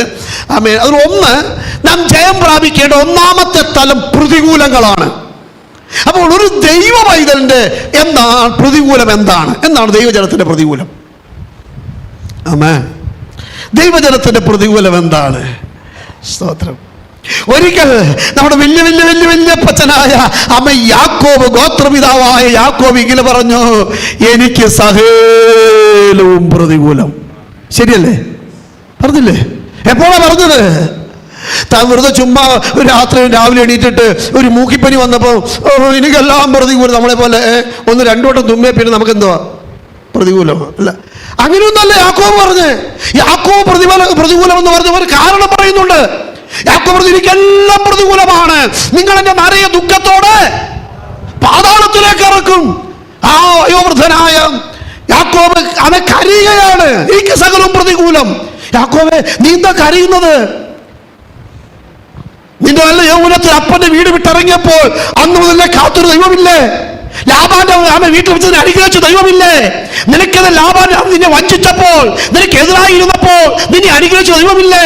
കനാന്റെ കൂട്ടങ്ങൾ വിടുവിച്ച ദൈവമില്ലേ? ഇന്ന് വരെ ദൈവം നടത്തിയെങ്കിൽ എല്ലാം പ്രതികൂലം. എന്താണ് പ്രതികൂലം? നിന്റെ യാക്കോബ് പറയും എല്ലാം പ്രതികൂലമാണ്. ആമേൻ. യോസഫ് ഇല്ല, ശിമിയോനും ഇപ്പോഴില്ല. നിങ്ങൾ ബെന്യാമിനെയും കൊണ്ടുപോകും. 12 ആൺമക്കളിൽ 3 പേരുടെ കാര്യമാണ് പറഞ്ഞത്. ഞാൻ ഇങ്ങനെ ഒന്ന് വിഭജിക്കട്ടെ. ഒന്ന്, യോസഫ് അത് നഷ്ടപ്പെട്ടു. അത് ഇന്നലകളിലെ നഷ്ടം, യോസഫിന്റെ നഷ്ടം. 2, ശിമയോൻ ഇപ്പോഴില്ല. ശിമയോൻ എവിടെയാ? മിസ്രൈമിൽ കാരാഗ്രഹത്തില്ല. ഇന്നിന്റെ നഷ്ടം, പ്രസന്റ്, ഇന്നിന്റെ നഷ്ടം. ഇനി അടുത്തെന്താണ്? നിങ്ങൾ ബെന്യാമിനെയും ഭാവികാല നഷ്ടം. ഈ 3 നഷ്ടങ്ങളെ നോക്കിയാണ് യാക്കോബ് പറയുന്നത് എനിക്കെല്ലാം പ്രതികൂലം. ഇന്നലകളിൽ ഞാൻ സ്നേഹിച്ച എൻ്റെ യോസഫ് നഷ്ടമായി. ശരിയല്ലേ? യാക്കോബിന്റെ യാക്കോബിന്റെ ഭാഗത്ത് ചിന്തിച്ചാൽ ശരിയാണ്. യാക്കോബിന്റെ ഭാഗത്ത് ഇന്നലകളിലെ നഷ്ടങ്ങൾ. ഇന്ന് ശിമയോൻ അവൻ കാരാഗ്രഹത്തില. ഇന്നിന്റെ നഷ്ടങ്ങൾ അവൻ വീണ്ടും ശ്രദ്ധിച്ചു നോക്കൂ. ഭാവിയിൽ ഇതാ ഒരു വെല്ലുവിളി തരിക. രൂപയും പറയുന്നു, യഹൂദ പറയുന്നു, അവിടുന്ന് മിസ്രൈമിലെ മേലാളന്മാർ പറയുന്നു തരിക. ആര്? ബെഞ്ചമിനെ. ഭാവിയിലുള്ള നഷ്ടങ്ങളെ. എന്നെ കേൾക്കുന്ന പ്രിയ ദൈവമക്കളെ, ഇന്നലകളിൽ നമ്മുടെ ജീവിതത്തിൽ വന്ന പല നഷ്ടങ്ങൾ, പല വേദനകൾ, പലതും നഷ്ടപ്പെട്ടത് ഇന്ന് ഹൃദയത്തിന്റെ മുറിവുകളായി, നൊമ്പരങ്ങളായി ശേഷിച്ചിരിക്കുകയാണ്. ഞാൻ ദൈവത്തെ സേവിക്കാൻ ഇറങ്ങിത്തിരിച്ചിട്ട് എനിക്കിത് എന്തുകൊണ്ട് ഇങ്ങനെ വന്നു? ഇന്നലകളിൽ എന്തുകൊണ്ട് എനിക്ക് ആ നഷ്ടം വന്നു? അവന്റെ തകർച്ച എന്തുകൊണ്ട്? ഇന്നലകളെ നഷ്ടങ്ങളെ നോക്കി അവന്റെ ഹൃദയത്തിന്റെ വിലാപ് സങ്കടപ്പെടുന്നവരുണ്ടെങ്കിൽ ദൈവത്തിന് സന്ദേശം ഒന്നുണ്ട് കേട്ടോ. നിങ്ങൾ ശ്രദ്ധിക്കുക. ഇന്നലകളിലെ നഷ്ടം അത് മാത്രമല്ല, ഇന്നലെ അനുഭവിച്ചത് മാത്രമല്ല, അത് ഏകദേശം ഒന്ന് അഡ്ജസ്റ്റ് ആയി വന്നപ്പോൾ, ഒന്ന് സഹനത്തിലേക്ക് വന്നപ്പോൾ ഇതാ ഇന്ന് ഇന്നലകളെ പോലെ ആവർത്തനം പോലെ ഇന്നലകളെ കീഴടക്കിയ, ഇന്നലകളിൽ വേദനിപ്പിച്ച, ഇന്നലകളെ സങ്കടപ്പെടുത്തിയ, ഇന്നലകളിൽ മനസ്സിനെ മുറിവേൽപ്പിച്ച അതേ അനുഭവങ്ങൾ വ്യത്യസ്തമായ രൂപത്തിൽ, വ്യത്യസ്തമായ പേരുകൾ, പേര് മാറിയെന്നേ ഉള്ളൂ. യോസഫ് എന്ന പേര് മാറിയെന്നേ ഉള്ളൂ. പേര് മാറി വേദനിപ്പിക്കുന്നത് ഇന്ന് അഭിമുഖീകരിക്കുകയാണ്. കുഞ്ഞ്, അത് പ്രതികൂലമല്ല. മാത്രമല്ല, നോക്ക്, ഞാൻ കേൾക്കുന്ന ശബ്ദം ശുഭകരമാണോ? ഞാൻ കാണുന്ന ചിത്രം ശുഭകരമാണോ? ഞാൻ അഭിമുഖ പ്രശ്നം ശുഭകരമാണോ? എന്റെ ഇളയ മകനെ കൂടെ അവർ കൊണ്ടുപോകാൻ തുടങ്ങുകയാണ്. ഞാൻ എന്തു പറയും? പ്രതികൂലമല്ലേ? എനിക്ക് സകലം പ്രതികൂലമല്ലേ? ഞാനിത് പറയുമ്പോൾ നിങ്ങൾക്കറിയാം, അപ്പച്ചാ യാക്കോബേ, അങ്ങ് പറയുന്നത് ശരിയാ, അങ്ങയുടെ ഭാഗത്ത് നിന്ന് ശരിയാണെങ്കിലും എന്നെനിക്ക് പറയാൻ പറ്റും, അത് പ്രതികൂലമാണോ? ഇന്നലകളിൽ നഷ്ടമെന്ന് പറഞ്ഞും വേദനയെന്ന് പറഞ്ഞും നീ സങ്കടപ്പെട്ടത് യഥാർത്ഥത്തിൽ നഷ്ടമായിരുന്നു? യഥാർത്ഥത്തിൽ അത് വേദനയായിരുന്നു? ആയിരുന്നോ? യോസഫ് നഷ്ടപ്പെട്ടത് വേദന അന്നുണ്ടായിരുന്നെങ്കിലും അത് നഷ്ടമാണോ? ഇന്ന് ശിമയോൻ നഷ്ടപ്പെട്ടിരിക്കുന്നു പറയുന്ന നഷ്ടമാണോ? നാളെ ബെന്യാമിൻ നഷ്ടപ്പെടുന്നത് ഭാരപ്പെട്ടത് നാളെ കുറിച്ച് ഇന്ന് ശരിയാണോ? ഇല്ല. ഒറ്റ വാക്കിൽ പറഞ്ഞ വിഷയം വിടട്ടെ. അറിയേണ്ടതുപോലെ അറിയാത്തത് കൊണ്ട്, ദൈവത്തിന്റെ തിരുഹൃദയത്തിന്റെ നിത്യമായ ആ പദ്ധതിയെ തിരിച്ചറിയുവാൻ കഴിയാത്തത് കൊണ്ട്, എന്റെ ജീവിതയാത്രയിൽ ഞാൻ കടന്നു പോകുന്ന വഴിയിൽ അഭിമുഖീകരിക്കുന്ന വിഷയങ്ങളുടെ പിന്നിൽ ദൈവത്തിന് പദ്ധതി ഉണ്ടെന്ന് ആ നിത്യമായ സത്യത്തെ ഗ്രഹിച്ചറിയാൻ പറ്റാത്തത് കൊണ്ട് അവൻ എന്റെ ഹൃദയത്തിൽ വേദനയായി, എന്റെ ഹൃദയത്തിൽ സങ്കടമായി. അവൻ ഞാൻ പറയുന്നത് പ്രതികൂലമാണ്. ഞാൻ വിളിച്ചു പറയട്ടെ, ഹൃദയത്തിൽ നൊമ്പരത്തോടെ ആരെങ്കിലും ആയിരിക്കുന്നുണ്ടെങ്കിൽ ഈ നഷ്ടങ്ങളല്ല, ഇത് വേദനയല്ല. ദൈവം ഞാൻ എൻ്റെ അമ്മയുടെ ഉദരത്തിനുരുവാകും മുമ്പേ എന്നെ കണ്ടവൻ. വിശ്വാസമുണ്ടോ? അവ എന്നെ കണ്ടവൻ, ഞാൻ പോകേണ്ട വഴി നിശ്ചയിച്ചവൻ, അവൻ എന്റെ പാതയെ നിയമിച്ചവൻ, ആ ദൈവം ജീവിക്കുന്നു. അവിടുന്ന് അറിയാതെ എന്റെ ജീവിതമൊന്നും വരുന്നില്ല എന്നുള്ള ഒരു നിശ്ചയമുണ്ടെങ്കിൽ യോസഫ് ഒരു നഷ്ടമല്ല, ശിവയോടൊരു നാമവേദനയല്ല. നീ ഭയപ്പെടുന്ന ബെന്യാമിനക്ക് നഷ്ടപ്പെടില്ല. നിന്റെ കരച്ചിൽ വെറുതെയാണ്, നിന്റെ വേദന വെറുതെയാണ്. ഞാൻ ദൈവത്തിന്റെ പദ്ധതിയുടെ ഭാഗമാണ്. പ്രതികൂലങ്ങളെ ജയിക്കണം. അപ്പോൾ നിങ്ങൾ ചിലരെങ്കിലും ചിന്തിക്കും, എൻ്റെ ഉദ്ദേശം കുറേ നേരമായല്ലോ പറഞ്ഞ പ്രതികൂലം. പിന്നെ എന്തോ ഈ പ്രതികൂലം? എന്തുവാ ഈ പ്രതികൂലം? സഹോദര, ഏറ്റവും വലുതാണ് മക്കളുടെ നഷ്ടം. അത് പ്രതികൂലമല്ലെന്ന് പറഞ്ഞാൽ പിന്നെ ഉപദേശിച്ച് പറയുന്ന പ്രതികൂലം എന്തുവാ? നമുക്ക് ആ ബൈബിളിലെ വാക്യത്തിലേക്ക് അത് നോക്കാം. 31-ാം വാക്യമല്ലേ പറയുന്നത്, ഇത് സംബന്ധിച്ച് ദൈവം നമുക്ക് അനുകൂലമെങ്കിൽ ഇത് സംബന്ധിച്ച്. അപ്പൊ എന്തോ ഒന്ന് പറഞ്ഞിട്ടാ. അപ്പൊ പ്രതികൂലം എന്താണെന്ന് തൊട്ട് മുകളിലത്തെ 2 വാക്യങ്ങൾ ഒന്ന് വായിക്കാമോ? അതിൻ്റെ 29-ഉം 30-ഉം. അവൻ മുന്നറിഞ്ഞവരെ തൻ്റെ പുത്രനേക സഹോദരന്മാരിൽ ആദ്യജാതനാകേണ്ടതിന് തൻ്റെ സ്വരൂപത്തോട് അനുരൂപമാകുവാൻ മുൻ നിയമിച്ചിരിക്കുന്നു. മുൻ നിയമിച്ചവരെ വിളിച്ചവരെ നീതീകരിച്ചവരെ തേജസ്കരിച്ചും ഇരിക്കുന്നു. ഇത് സംബന്ധിച്ച്, അതായത് നമ്മുടെ ക്രിസ്തീയ ജീവിതം ഒരു പ്രോസസ്സാണ്.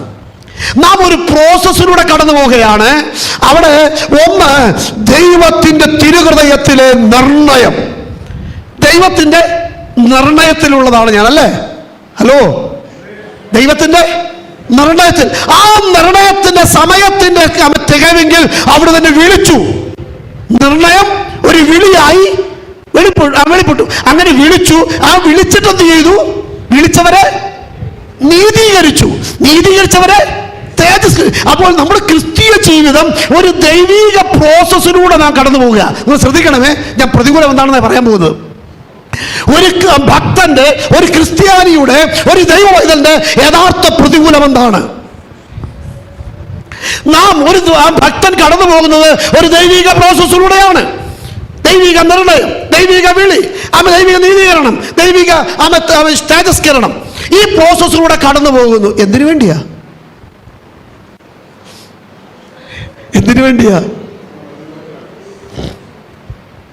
സ്വതന്ത്ര വാസ്തവത്തിൽ ദൈവം നമ്മളെ എന്തിനാ വിളിച്ച്? സ്വതന്ത്ര, എനിക്ക് ഒത്തിരി സന്തോഷമുള്ള വാക്യമാണ്. അതിൻ്റെ 29-ാം വാക്യം, അവൻ മുന്നറിഞ്ഞവരെ തൻ്റെ പുത്രൻ അനേക സഹോദരന്മാരിൽ. നിങ്ങൾ മുന്നറിഞ്ഞ് വിളിച്ചതാണ് തൻ്റെ പുത്രൻ. പിതാവായ ദൈവം പറയുന്നു തൻ്റെ. അപ്പൊ ദൈവത്തിൻ്റെ പുത്രൻ ഏകജാതനല്ലേ? അല്ലേ? ഏകജാതനായ പുത്രൻ, തൻ്റെ പുത്രൻ. അപ്പം തൻ്റെ പുത്രൻ ആരാണ്? ഏകജാതനായ പുത്രൻ അനേക സഹോദരന്മാരിൽ ഏകജാതൻ ആദ്യജാതനാകണമെന്ന്. ഹലോ, ഈ ആദ്യജാതൻ എന്ന് പറഞ്ഞ അർത്ഥം എന്താ? അതിന്റെ അർത്ഥം ഏകജാതൻ എന്ന് പറഞ്ഞാലോ. അപ്പോ യേശു ആരാണ്? ഏകജാതനാ. അപ്പൊ ദൈവത്തിൻ്റെ ആഗ്രഹം ഏകജാതൻ ആദ്യജാതനാകണം. ഓ, പ്രൈസ് ദി ലോർഡ്. എന്റെ ഏകജാതനെ പോലെ കുറെ പേരോട് എനിക്ക് വേണമെന്ന്. സ്വത്രം, ഏകജാതനായ തന്റെ പുത്രൻ ആദ്യജാതനാകണം. എങ്ങനെ പറ്റും? ആ ഏകജാതനെ പോലെ അവന്റെ തേജസ്, അവന്റെ മഹത്വം, അവന്റെ വല്ലഭത്വം പ്രാപിക്കുന്ന അവൻ കുറെ ഇളയ സന്താനങ്ങൾ വേണമെന്ന്. അതിനുവേണ്ടിയാണ് ഈ പ്രോസസ്. ഞാൻ പറഞ്ഞ് മനസ്സിലാകുന്നുണ്ടോ? ഞാൻ ഒരിക്കൽ കൂടെ പറയണമോ? അവൻ സ്തോത്രം വളരെ ഗൗരവമായി ഞാൻ ചിന്തയാണ് കൂടെ പറയുന്നത്. അവൻ നമ്മുടെ കർത്താവ് ഏകജാതനായവൻ ആദ്യജാതനാകുവാൻ. ഏകജാതനായവൻ ആദ്യജാതനാകണമെങ്കിൽ അവന് അനേക സഹോദരന്മാർ വേണം. ആ സാധാരണക്കാർ പോരാ, ഏകജാതനെ പോലെ തേജസ്സുള്ള മഹത്വമുള്ള ഏകജാതനെ പോലെ അവനെ പോലെ അനേക സഹോദരങ്ങൾ വേണമെന്നുള്ള ദൈവത്തിന്റെ തിരുഹൃദയത്തിന്റെ ആ നിത്യ പദ്ധതിയുടെ ഭാഗമായി ദൈവജനം നിരൂപിച്ചു, ദൈവജനം നിർണയിച്ചു. ആ നിർണയത്തിൽ എന്നെ കണ്ടു. ഓ സ്തോത്രം! ആ നിർണയത്തിൽ നിങ്ങളെ കണ്ടു. സന്തോഷമുണ്ടോ? അവ ദൈവത്തിന് എനിക്ക് ആഗ്രഹം തോന്നി, എന്റെ ഏകജാതന് സഹോദരന്മാർ വേണം. അങ്ങനെ ചിന്തിച്ചപ്പോ നിന്നെ കണ്ടെന്ന്, നമ്മെ കണ്ടെന്ന്, അവന്റെ സ്വരൂപത്തോട് അനുരൂപമാകുവാൻ, ആ തേജസ് പ്രാപിക്കുവാൻ, അവനെ പോലെ ആകുവാൻ ദൈവം നോക്കിയപ്പോ അവൻ ഈ 21ാം നൂറ്റാണ്ടിൽ എന്നെ അവൻ കണ്ടു.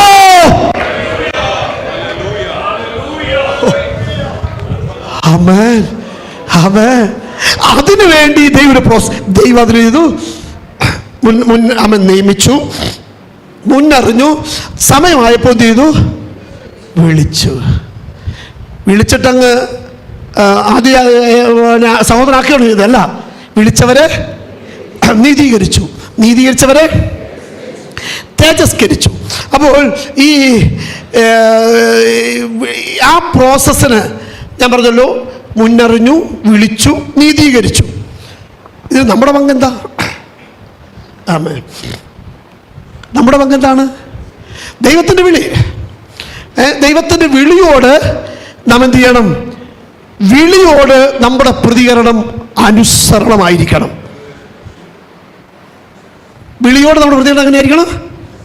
അതെല്ലാം വിശദീകരിക്കാൻ ഒത്തിരി ഒന്നും പ്രവേശിക്കാൻ പറ്റില്ല, സമയം കിട്ടില്ല. അവിടെ ഒറ്റവാക്കി പറഞ്ഞു പോകാം.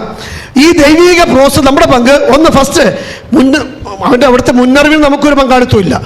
അവിടെ നമ്മെ തിരഞ്ഞെടുത്തതിന് നമുക്ക് ഒരു പങ്കാളിത്തം ഇല്ല. അത് കൃപ, കൃപ, കൃപ. ഇതല്ല, ഒന്നും പറയാനില്ല. എന്നെ മുന്നറിഞ്ഞതിനും മുൻ നിയമിച്ചതിനും എനിക്കോ ഒരു പങ്കാളിത്വമില്ല. അത് മക്കളെ തിരിച്ചറിയണം കേട്ടോ. എൻ്റെ ഒരു ക്രെഡിറ്റ് കൊണ്ടല്ല, എൻ്റെ നീതി കൊണ്ടല്ല, എൻ്റെ വിശുദ്ധി കൊണ്ടല്ല, എൻ്റെ ഭക്തി കൊണ്ടല്ല, എൻ്റെ സൗന്ദര്യം കൊണ്ടല്ല, പണം കൊണ്ടല്ല, വിദ്യാഭ്യാസം കൊണ്ടല്ല, കഴിവ് കൊണ്ടല്ല, ഇതൊന്നുമില്ലാതെ അവിടുത്തെ കൃപ. എത്ര പേർക്ക് പറയാൻ പറ്റും? കൃപയാ, കൃപയാ. അതിന് നമുക്ക് ഒരു പ്രതികരണമില്ല. എന്നാൽ ആ കൃപയാ നമ്മെ വിളിച്ചപ്പോൾ, അവയെ തെരഞ്ഞെടുത്തപ്പോൾ അവിടുന്ന് വിളിച്ചു. ആ കൃപ ഇതാകണമെങ്കിൽ അതിനുള്ള പ്രതികരണം എന്തായിരിക്കണം? അനുസരണം, അനുസരണം. അങ്ങനെ അനുസരിച്ച് വിളിയോട് അനുസരണമെന്ന പ്രതികരണത്തിലൂടെ വന്ന നമുക്ക് അടുത്ത പ്രോസസ് എന്താണ്? നീതീകരണമാണ്. നീതീകരണത്തിലുള്ള പ്രതികരണം എന്താണെന്ന് അറിയാമോ? വിശ്വാസം. നീതിയോട് നമ്മുടെ പ്രതികരണം എന്തായിരിക്കണം? അത് വിശ്വാസമായിട്ട് എടുക്കേണ്ടതാ. അതെ, വിശ്വാസത്താലുള്ള നീതി. അത് വേദശാസ്ത്രത്തിൽ ഞാൻ പോകുന്നില്ല. വിശ്വാസത്താൽ നീതി, അതിന് പ്രതികരണം വിശ്വാസമാണ്. അടുത്തത് വിളിയോടുള്ള അനുസരണം, നീതീകരണത്തോട് വിശ്വാസം. അടുത്തെന്താണ്? തേജസ്കരണം. അതിനോട് പ്രതികരണം എന്തായിരിക്കണം? വിശുദ്ധി, വിശുദ്ധി. അവിടെയാണ് പരാജയം. സോദര, തേജസ്കരണത്തിലേക്ക് നടത്തപ്പെടുന്നത് എങ്ങനെയാണ്? അത് നമ്മുടെ പ്രതികരണം എന്തായിരിക്കണം? ദിനംതോറുമുള്ള ശുദ്ധീകരണം, വിശുദ്ധീകരണമായിരിക്കണം നമ്മുടെ പ്രതികരണം. ഞാൻ അതിൻ്റെ ആ ആഴങ്ങളിലേക്ക് പോകാതെ ഞാൻ വിഷയത്തിൽ ഞാൻ ആ ചിന്ത മാത്രം പറഞ്ഞു നിർത്തട്ടെ. സമയം വേഗത്തിൽ തീരുന്നല്ലോ. നമ്മുടെ ചിന്ത ഇതാണ്: ഇതിൽ നിന്നൊക്കെ നമുക്ക് പൂർണ്ണ ജയം. ഏതിൽ നിന്നൊക്കെ? നമ്പർ 1, പ്രതികൂലങ്ങളിൽ നിന്നുള്ള ജയം. പ്രതികൂലം എന്ന് വെച്ചാൽ എന്താണ്? പ്രതികൂലം എന്ന് വെച്ചാൽ എന്താണ്? ദൈവം നമ്മളിലൂടെ ചെയ്യുന്ന ഒരു ഡിവൈൻ പ്രോസസ്. അറിഞ്ഞ്, വിളിച്ച്, നീതീകരിച്ച്, തേജസ്കരിക്കുന്ന ആ ദൈവിക പ്രോസസ്സ് മുന്നോട്ട് പോകാതെ തടയുന്നത് എന്താണോ അതാണ് പ്രതികൂലം. മനസ്സിലാവുന്നോ? ഇത് സംബന്ധിച്ച് എന്താ പറയേണ്ടു? ഈ പ്രോസസ് സംബന്ധിച്ച് എനിക്ക് എന്താ പറയാനുള്ളത്? പ്രതികൂലം. എന്താ പ്രതികൂലം? ദൈവം നിന്നെ വിളിക്കുമ്പോൾ അനുസരിക്കാൻ കഴിയാതെ എന്ത് നിന്നിലുണ്ടോ അതാണ് നിന്റെ പ്രതികൂലം. മനസ്സിലാവുന്നുണ്ടോ? ദൈവം നമ്മെ വിളിക്കുമ്പോൾ ആ അനുസരിക്കുവാൻ കഴിയാതെ വണ്ണം നമ്മിൽ എന്തുണ്ടോ, അത് നമ്മുടെ ചിന്തയാകാം, ബന്ധങ്ങളാകാം, നമ്മുടെ എന്തുമാകട്ടെ, അതാണ് നമ്മുടെ ഒന്നാമത്തെ പ്രതികൂലം. രണ്ട്, അവിടുന്ന് നമ്മെ നീതീകരിക്കുമ്പോൾ ആ വിശ്വാസത്തിന്റെ ആഴം, വിശ്വാസത്തെ തടയുന്നത് നിങ്ങളുണ്ടോ? അതാണ് നമ്മുടെ പ്രതികൂലം. ഹലോ, നമ്മുടെ വിശ്വാസത്തെ തടയുന്നതാണ് പ്രതികൂലം. മൂന്ന്, തേജസ് ഖണ്ഡത്തിൽ നിന്ന് നടത്തുമ്പോൾ നമ്മുടെ വിശുദ്ധിക്ക് തടസ്സം നിൽക്കുന്നുണ്ടോ? അതാണ് പ്രതികൂലം. ആ പ്രതികൂലങ്ങളെ ജയിക്കേണ്ടത്. സ്വോത്രം. ഇന്ന് പകൽ എത്ര പേർക്ക് സന്തോഷമുണ്ട്? സ്വോത്ര. അല്ലെങ്കിൽ എനിക്കറിയാം ഞാൻ അങ്ങനെ ഒരു വലിയ ഗുണപ്രസവമൊന്നും അല്ല നടത്തുന്നത്, എങ്കിലും ഇത് നിങ്ങളുമായി പങ്കുവെക്കുക ഒരു ഹൃദയത്തിൽ ആഴമേറിയ ഒരു പ്രേരണയുള്ളത് കൊണ്ടാണ്. പ്രതികൂലങ്ങൾ ജയിക്കണം. എൻ്റെ പ്രിയപ്പെട്ട ചെങ്ങന്നൂർ സെക്ഷനുള്ള സഹോദരന്മാരെ, സഹോദരിമാരെ, പ്രതികൂലം, പിശാചുകൾ തെറ്റിക്കരുത്. രോഗമല്ല, സാമ്പത്തിക ഞെരുക്കമല്ല, പിശാചുമല്ല. ഇത് പിശാച് നമുക്ക് പിശാചിനെ മാറ്റാൻ പറ്റുമോ? ചിലരൊക്കെ പറയുകയാണെങ്കിൽ ഞാൻ പിശാചെ നിന്നെ ബന്ധിച്ച് തീയുടെ ആഴങ്ങളിലേക്ക് ഇടുന്നു. ദൈവം ബന്ധിക്കാത്ത പിശാച് എനിക്ക് ബന്ധിക്കാൻ പറ്റുമോ? ദൈവം അവനെ അഴിച്ചു വിട്ടിരിക്കുക, അവനെ ബന്ധിക്കാൻ ദൈവം ഒരു കാലം വെച്ചിരിക്കുകയാണെന്നേ. ദൈവം കാലം വെച്ചിരിക്കുക. നിന്റെ പ്രതികൂലം അതല്ല. ദൈവത്തിന്റെ വിളിയോട് അനുസരിക്കാൻ കഴിയാതെ വരുന്നുണ്ടോ?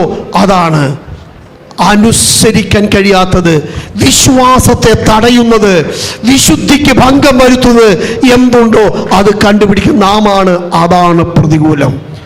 ഇവിടെ പറയുന്നു യേശു ക്രിസ്തു മുഖാന്തരം, യേശു ക്രിസ്തു മുഖാന്തരം ഇതിലൊക്കെയും എനിക്ക് പൂർണ്ണ ജയം, നമുക്ക് വിജയം പ്രാപിക്കാൻ പറ്റും.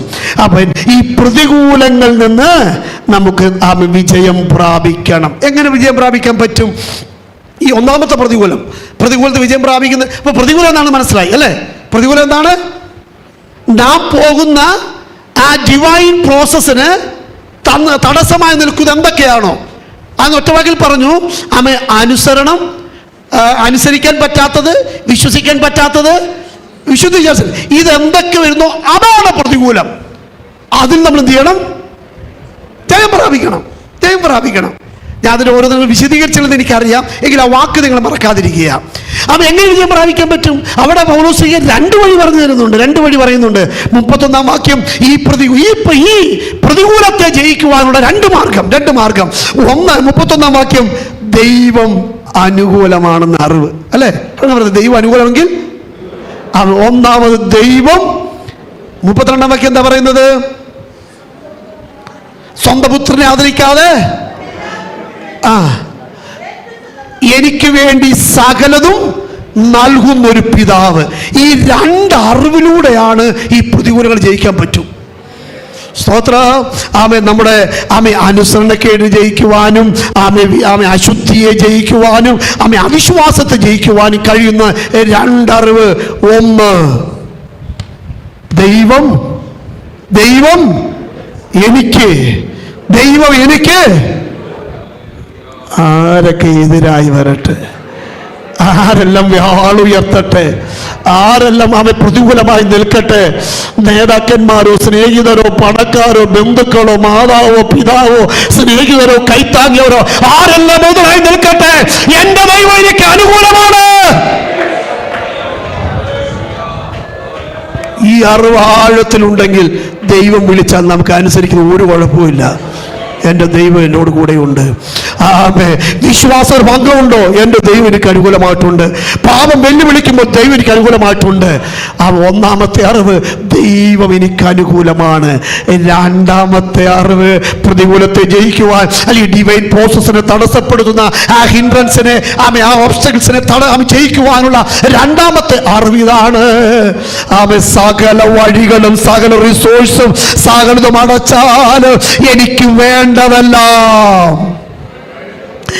എനിക്ക് ഞാൻ ഈ ഭൂമിയിലായിരിക്കുന്ന എൻ്റെ അവസാന നിമിഷം വരെ, ഞാൻ അവസാന ശ്വാസം എടുത്ത് വിടുന്ന ആ നിമിഷം വരെ എനിക്ക് വേണ്ടത് എൻ്റെ ആത്മാവിന്, എൻ്റെ ദേഹിക്ക്, എൻ്റെ ശരീരത്തിന് എനിക്ക് വേണ്ടത് തരുവാ എൻ്റെ ദൈവം തയ്യാറാണ്. ഈവൻ സ്വർഗം തന്റെ പുത്രനെ തന്നെങ്കിൽ അതോടുകൂടെ സകലവും എന്താ നിന്നെ വേദനിപ്പിക്കുന്നത്? എന്താ നിന്നെ സങ്കടപ്പെടുത്തുന്നത്? നിന്റെ സ്കേഴ്സിറ്റി എന്താണ്? നിന്റെ ബുദ്ധിമുട്ട് എന്താണ്? എവിടെയാണ് നിന്റെ കുറവ്? ഈ ഹൃദയത്തിലെ വരട്ടെ. പ്രൊവൈഡ് ചെയ്യുവാൻ നല്ല ഉടയവനെനിക്കുണ്ട്. പുത്രനെ തന്ന് എനിക്ക് വേണ്ടി തരുന്ന ഒരു ദൈവമുണ്ട്. ഞാൻ അങ്ങ് വിടുകയാ. ഞാൻ 3 കാര്യം പറയാന്നല്ലേ പറഞ്ഞ്. സ്തോത്രം.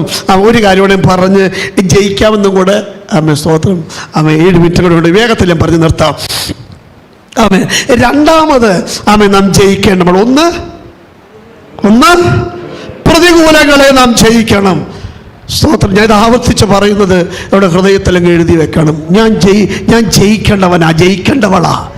പരാജയപ്പെട്ട് പിശാചിനെ ചവിട്ടുകൊണ്ട് കിടക്കാന്ന് പറഞ്ഞാൽ ഞാൻ ജയകരമായ ക്രിസ്ത്യ ജീവിതം. ആരെല്ലാം എന്തെല്ലാം വന്നാൽ സ്തോത്രം, എൻ്റെ ദൈവം എനിക്ക് അനുകൂലമാ. ഞാൻ ഒറ്റപ്പെട്ടാലും ലോകം മുഴുവൻ എന്നെ ഒറ്റപ്പെടുത്തിയാലും എൻ്റെ ദൈവം എന്നോട് കൂടെയുണ്ട്. ഞാൻ ഒറ്റയ്ക്കല്ല. മാത്രമല്ല, എല്ലാം വഴി അടച്ചാലും ആരെല്ലാം എന്തെല്ലാം പറഞ്ഞ് നിന്റെ ഏത് ഉറവയടച്ചാലും, ഏത് സോഴ്സ് അടച്ചാലും, ഏത് വരുമാനം അടച്ചാലും, ഏത് സപ്പോർട്ട് അടച്ചാലും, ഏതെല്ലാം ഉറവ അടച്ചാല് എനിക്ക് ഭയമില്ല. ഈ ലോകത്ത് അടയ്ക്കാൻ പറ്റുന്നത് ലോകത്തിന്റെ ഉറവയുള്ളൂ. എന്റെ റിസോഴ്സ് അത് ഉയരത്തിലാണ്. ആ ഉറവ അടയ്ക്കുവാൻ ലോകമേ, അശുദ്ധ മനുഷ്യരെ നിനക്ക് കഴിയില്ല.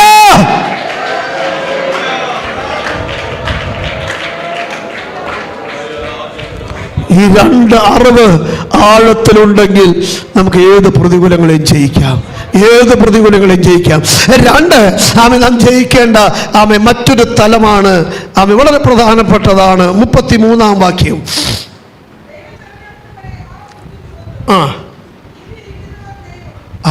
ഏറ്റവും വാക്കിൽ പറഞ്ഞു പോകാം. ചുരുക്കി പറയാം. രണ്ടാമത് നാം ജയിക്കേണ്ട, നമ്മെ തളർത്തുന്ന ഏറ്റവും വലിയ ഒന്നാണ് കുറ്റാരോപണങ്ങൾ. നാം അതിന് ജയിക്കണം. സ്തോത്രം. ജീവിത അനുഭവത്തിൻ്റെ ആഴത്തിൽ നിറയെ നിങ്ങളോട് പറയട്ടെ, നമ്മെ ഏറ്റവും കൂടുതൽ തകർക്കുന്നത് സ്തോത്രം, വേദനയുടെ ആധിക്യത്തിൽ പ്രാർത്ഥനാ മുറിയിൽ കിടന്ന് ഉരുണ്ട് കരയുമ്പോൾ ദൈവം തന്ന ചില ആലോചനകളാണ് നിങ്ങളുമായി പങ്കുവെക്കുന്നത്. ഓർത്തുകൊള്ളുക. അവരോട് ദൈവം പറഞ്ഞ കാര്യം ഇതാണ്: നീ ജയിക്കണം. ഏതിനെ? കുറ്റാരോപണങ്ങളെ, അപവാദ ശരങ്ങളേറ്റ് നിന്നെ തകർത്തുവാൻ, മാനസികമായി ശാരീരികമായി നിന്റെ കർമ്മമണ്ഡലങ്ങളെ നിന്നെ നിരായുധനാക്കി നിന്നെ ഇല്ലാതെയാക്കുവാൻ ശത്രു ഉയർത്തുന്ന ഏത് വലിയ കൊടിയ ആരോപണങ്ങൾ വരട്ടെ, നീ നിന്റെ കരം ദൈവോജനത്തിന്റെ കണ്ണാടികളെ നോക്കി ദൈവസന്നിധിയിൽ നിനക്ക് നിൽക്കാൻ പറ്റുമെങ്കിൽ പിശാച ഭക്തന്മാരെ വീഴ്ത്തുവാൻ ഏറ്റവും കൂടുതൽ ഉപയോഗിക്കുന്ന ആയുധമാണ് ആപവാദങ്ങൾ. അതിനെ ജയിക്കാൻ നമുക്ക് പറ്റണം. അവൻ ഇന്നും അത് ഉപയോഗിച്ചുകൊണ്ടിരിക്കും. ഇവിടെ പറയുന്നു, കുറ്റം വിധിക്കുന്നത് ആര്? ദൈവം നിന്നെ നീതീകരിച്ചാൽ ഈ ലോകത്തിൻ്റെ വാക്കുകൾക്ക് മുമ്പിൽ, ഞാൻ പറഞ്ഞല്ലോ, നിനക്കെതിരെ വാക്ക് വരുമ്പോൾ പ്രാർത്ഥന മുറിയിലേക്ക് ചെല്ലുക, കഥ അടയ്ക്കുക, അത്യുന്ന ദൈവത്തോട് ചോദിക്കുക, കേട്ടോ നിന്നെ വേദനിപ്പിച്ച വാർത്തകളുമായി കർത്താവേ, ഇതിൽ അല്പമെങ്കിലും നേരുണ്ടോ? ഉണ്ടെങ്കിൽ എവിടെയാണ് ഞാൻ ക്രമീകരിക്കേണ്ടത്? എവിടെയാണ് ഞാൻ ചോദിച്ച് അങ്ങനെ ഉണ്ടെങ്കിൽ ആ ക്രമീകരണം വരുത്തുക. ഇല്ല എങ്കിൽ ആരും എന്തും പറയട്ടെ, വിരിച്ച നെഞ്ചോടുകൂടെ സ്തോത്രത്തോടെ നിവർന്നു നിൽക്കുക. കാരണം നിന്നെ നീതീകരിക്കുന്നവൻ. ഒരിക്കൽ അങ്ങ് വലിയ നേതാവ് മഹാപുരോഹിതൻ അഹരോൻ പെങ്ങൾ മിര്യാം മോശയ്ക്കെതിരെ കുറ്റാരോപണങ്ങളുമായി വന്നു. വിശദീകരിക്കുന്നില്ല. നീതീകരിച്ചവൻ ദൈവം. നീതീകരിച്ചവൻ ചരിത്രം നിങ്ങൾക്കറിയാം. ഞാൻ വിശദീകരിക്കുന്നില്ല. ഒരുപക്ഷെ വലുതും ചെറുതുമായ ആരോപണങ്ങൾ, വേദനകൾ, ആക്ഷേപങ്ങൾ, കുറ്റപ്പെടുത്തലുകൾ, അപവാദങ്ങൾ, ബഹിഷ്കരങ്ങൾ ഒക്കെ കുടുംബത്തിലോ ചാർച്ചക്കാരുടെയിലോ സ്നേഹിതന്മാരുടെയിലോ ഈവൻ സമാജനത്തിനിടയിലോ ആത്മീയ മണ്ഡലത്തിലോ ചെറുതോ വലുതായ രീതിയിൽ അഭിമുഖീകരിച്ചിട്ടുണ്ടായിരിക്കാം. പക്ഷേ തിരുവെഴുത്ത് പറയുന്നു, നാം ജയിക്കണം. യേശു ക്രിസ്തു മുഖാന്തരം ജയിക്കണം. ആരോപണങ്ങളെ ജയിക്കുവാനുള്ള രണ്ട് വഴി ഞാൻ ആരോട് വിശദീകരിക്കുന്നില്ല. കുറേ റെഫറൻസ് യോശുവായോടൊക്കെ എഴുതി വെച്ചിട്ടുണ്ട്. മുഷിഞ്ഞ വസ്ത്രം നിൽക്കാൻ നേരത്ത് അതൊക്കെ നമുക്ക് ചിന്തിക്കാതെ പോകട്ടെ. അതിന് ജയിക്കുവാനുള്ള രണ്ട് വഴി, പ്രതികൂല ജയിക്കുവാനുള്ള രണ്ട് വഴി ഞാൻ പറഞ്ഞല്ലോ. ഇനി ഈ കുറ്റാരോപണങ്ങൾ ജയിക്കുവാനുള്ളതും അത് രണ്ട് അറിവുകളാണ്. ഒന്ന്, ലോകം എന്ത് പറഞ്ഞാലും, ഇപ്പോൾ ഈ പോലീസോ അവർക്ക് എന്ത് വേണമെങ്കിലും എഫ്ഐആർ എന്നല്ലേ പറയുന്നല്ലേ, അവർക്ക് എന്ത് വേണമെങ്കിലും എഴുതാം, എന്ത് വേണമെങ്കിലും എഴുതാം. പക്ഷേ അവസാനത്തെ അത് തെളിയുന്ന എവിടെയാ? ജഡ്ജി പറയുമ്പോഴാണ് അല്ലേ? നീതീകരിക്കുന്ന ആരാ? അവിടെ എന്താ പറഞ്ഞ വാക്യം? എന്താ പറഞ്ഞേ? അത്രയും ആരെല്ലാം എന്തെല്ലാം പറഞ്ഞാലും ഫൈനൽ വേർഡ് എൻ്റെ ദൈവത്തിൻ്റെയാ. ആ ഒരു ഉറപ്പുണ്ടായിരിക്കണം. ലോകം മുഴുവൻ ചുറ്റും നിന്ന് നിനക്കത് വിരൽ ചൂണ്ടിയാലും ഹൃദയത്തിൽ പറയട്ടെ, ആരും അനുകൂലമില്ലെങ്കിലും ഫൈനൽ വേർഡ്, അവസാന വാക്ക് എൻ്റെ ദൈവത്തിൻ്റെതാ. അവനിൽ ഭോഷ്കില്ല, അവന് അറിവുകേടില്ല, അവന് പട്ടം പിടുത്തമില്ല, അവന് ഗ്രൂപ്പിസമില്ല, അവന് മുൻ വൈരാഗ്യങ്ങളില്ല. അവനാണ് നീതീകരിക്കുന്നവൻ. ഈ ഉറപ്പുണ്ടെങ്കിൽ ആരെന്ത് പറഞ്ഞാലെന്ത്? സ്തോത്രം. നാം ജയിച്ചിരിക്കണം. നീ വാടിത്തളർന്ന് ശുശ്രൂഷയും കളഞ്ഞ് ഇനി ഞാൻ പള്ളിയിലും പോകുന്നില്ല, ആ സഹോദരി അങ്ങനെ പറഞ്ഞു, ഞാൻ മനസ്സിൽ പോലും ചിന്തിക്കാത്ത അത് പറഞ്ഞു, ഇനി ഞാൻ പള്ളിയിലേക്കും ഇല്ല, ഇനി ഞാൻ ഓത്രത്തും പറയാനുമില്ല എന്നും പറഞ്ഞ് വീട്ടിൽ പോയി കിടക്കേണ്ട ആവശ്യമൊന്നും ഇല്ലെന്നേ. അല്ലെങ്കിൽ ആ ഉപദേശി എന്നെ കുറിച്ച് അങ്ങനെ പറഞ്ഞു, അല്ലെങ്കിൽ അവരങ്ങനെ കുത്തിപ്രസംഗിച്ചു. സ്തോത്രം. അതൊന്നും അല്ല, നീതീകരിക്കുന്ന ദൈവമാണ്. സ്തോത്രം. രണ്ട്, മേ ബി ഒരുപക്ഷെ എൻ്റെ ജീവിതത്തിൽ പരാജയം വന്നിട്ടുണ്ടെങ്കിലും എനിക്ക് വേണ്ടി പക്ഷപാതം ചെയ്യുവാൻ, എനിക്ക് വേണ്ടി ഇടിവി നിൽക്കുവാൻ എൻ്റെ യേശു അപ്പൻ അവിടെ ഉണ്ട്. ഈ രണ്ടറിവ്. ഒന്ന്, ഫൈനൽ വേർഡ് ആരുടെയാണ്? നീതീകരിക്കുന്ന ദൈവമാണ്. രണ്ട്, ആ നീതിയുടെ മുമ്പായിട്ടുള്ള അതിനുവേണ്ടി പക്ഷപാതം ചെയ്യുവാൻ, ഇടിവി നിൽക്കുവാൻ ദൈവമാണ്. ഈ രണ്ടറിവ് കൊണ്ട് പ്രതികൂലങ്ങളെ ജയിക്കാം. എൻ്റെ പ്രിയരെ, ഞാനൊരു സമയം തീർന്നെങ്കിലും ഞാൻ രണ്ടു വാക്കുകൾ നിർത്താം. ഇതെങ്ങനെ ജയിക്കാമെന്നതിനെ കുറിച്ച് ഒരു ഫോർമുലയുടെയും പറഞ്ഞ് ഞാൻ നിർത്താം. പ്രതികൂലങ്ങളെ ജയിക്കണ്ടേ? നമ്മെ സ്നേഹിച്ച മുഖാന്തരം ഇതെല്ലാത്തിലും പൂർണ്ണജയം പ്രാപിക്കും. എങ്ങനെ പൂർണ്ണജയം പ്രാപിക്കാം? അതിന് ഈ അധ്യായത്തിൽ നിങ്ങൾ വീട്ടിൽ പോയി സമയം വായിച്ചാൽ മതി. അധ്യായത്തിൽ നമുക്ക് ജയിക്കുവാൻ, നമ്മൾ എൻകറേജ് ചെയ്യുവാൻ, നമ്മൾ ധൈര്യപ്പെടുത്തുവാൻ മൂന്ന് കാര്യങ്ങൾ പറഞ്ഞിട്ടുണ്ട്. മൂന്ന് കാര്യങ്ങൾ അതൊന്ന് ഒറ്റ വാക്കിൽ പറഞ്ഞ് നിർത്താം.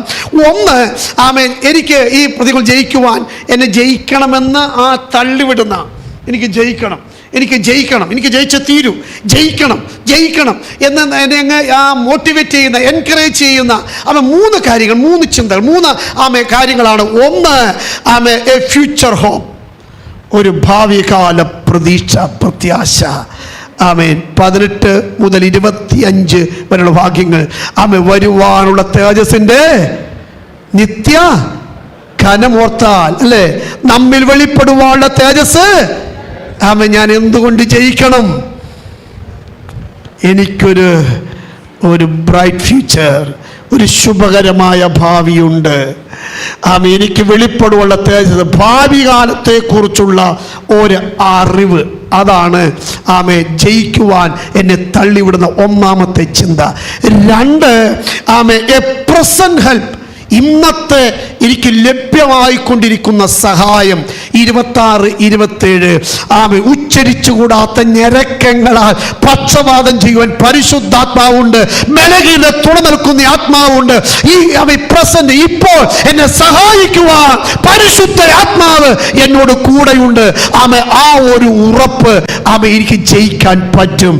മൂന്ന്, അതിപ്രധാനമായ കാര്യമാണ്, ദി പാസ്റ്റ് ഇലക്ഷൻ ഓഫ് തകർക്കാൻ ഒരു ദൈവത്തിൻ്റെ തെരഞ്ഞെടുപ്പ് എൻ്റെ മേലുണ്ട്. ഞാൻ വലിഞ്ഞു കയറി വന്നവനല്ല, ഒരു ഉപദേശി വിളിച്ച ബന്ധക്കോസി വന്നവനല്ല. അവൻ നല്ലതാണെന്ന് എഴുതി എനിക്ക് ഞാൻ തെരഞ്ഞെടുത്തതല്ല. അവൻ ഉലകത്തുവാൻ ഉളവാകും മുമ്പേ എന്നെ കണ്ടവനായ ദൈവം, കാലത്തിന്റെ തികവെങ്കിൽ അവൻ എന്നെ വിളിച്ചു വേർതിരിച്ച എന്നെ തെരഞ്ഞെടുത്തത് എന്റെ ദൈവമാണ്. അതുകൊണ്ട് എനിക്ക് ജയിച്ചേ തീരൂ. ഇന്ന് പകൽ ഞാൻ സന്ദേശം ഇവിടെ നിർത്തുമ്പോൾ എനിക്ക് നിങ്ങളുടെ കൈമാറുള്ള ദൂത് ഇതാണ്: യേശു ക്രിസ്തു മുഖാന്തരം എനിക്ക് ജയം പ്രാപിക്കണം. ഇന്നലകള് ദൈവനെ തെരഞ്ഞെടുത്തത് കൊണ്ട്, ഇന്ന് പരിശുദ്ധാത്മാവിന്റെ ഒരു വലിയ സഹായം എനിക്കുള്ളത് കൊണ്ട് നാളെ എന്നിൽ വെളിപ്പെടുവാനുള്ള ആ വലിയ തേജസ്, ആ വലിയ മഹത്വം ഓർക്കുമ്പോൾ എനിക്ക് ജയിച്ചേ തീരൂ. ഒന്ന് സ്തോത്രം പറയാമോ? ഒന്ന് സ്തോത്രം പറയാമോ? എനിക്ക് ജയിച്ചേ തീരൂ. ഞാൻ പരാജയപ്പെടുന്ന കൂട്ടത്തിലല്ല, ജയിച്ച് മുന്നേറുന്ന കൂട്ടത്തിലാണ്. അഭിഷിക്തന്മാരെ, ദൈവദാസന്മാരെ, ദൈവജനമേ, കുഞ്ഞുങ്ങളെ ഓർക്കുക, ജയിക്കുവാനായി വിളിച്ചിരിക്കുന്നതാണ് നാം. നമുക്ക് ജയിക്കുവാൻ കഴിയും യേശു ക്രിസ്തു മുഖാന്തരം. ഇതിലൊക്കെയും പൂർണ്ണ ജയം നൽകുന്ന ദൈവത്തിന് സ്തോത്രം. ജയകരമായൊരു ക്രിസ്തീയ ജീവിതത്തിന് കൃപാലുവായ ദൈവം നിങ്ങളെ എല്ലാവരെയും ഒരുക്കട്ടെ എന്ന് ആത്മാർത്ഥമായി പ്രാർത്ഥിച്ചുകൊണ്ടും എനിക്ക് അവസരമൊരുക്കി തന്ന സെക്ഷനിലെ ചുമതലക്കാരോടും സെക്ഷനിലെ ദൈവദാസന്മാരോടും നന്ദി പറഞ്ഞുകൊണ്ടും എന്നെയും എൻ്റെ കുടുംബത്തെ ഓർത്ത് പ്രാർത്ഥിക്കണമേ എന്ന് അപേക്ഷിച്ചുകൊണ്ടും എൻ്റെ വാക്കുകൾ നിർത്തുന്നു. കൃപാലുവായ ദൈവം നമ്മെല്ലാവരെയും സെക്ഷൻ്റെ പ്രവർത്തനങ്ങളെയും ഐശ്വര്യമായി അനുഗ്രഹിക്കട്ടെ.